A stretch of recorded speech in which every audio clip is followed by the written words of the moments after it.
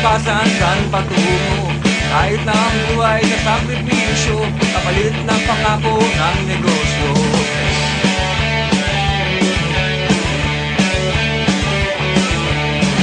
Walang pag-asa, lalo't walang pera, at walang kakilala sa industriya.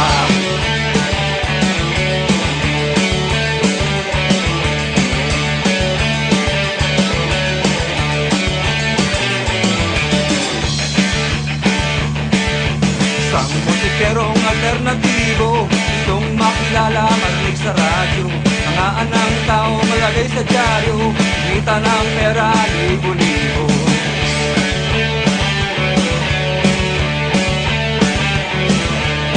Sa pakikitungo sa iba't ibang tao, ay nalaman niya ang sikreto.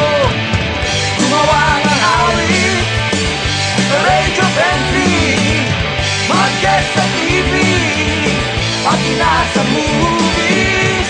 Gumawa ng awit sa radio friendly, mag-guest sa TV, kumita ng mahali.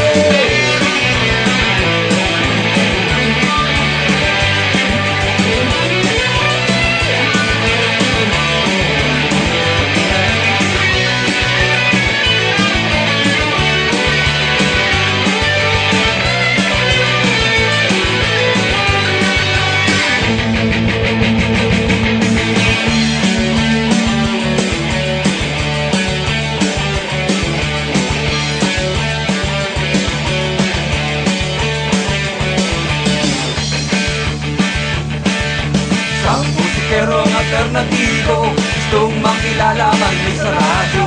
Nga ng tao, malagay sa dyaryo, kumita ng pera, libo-libo.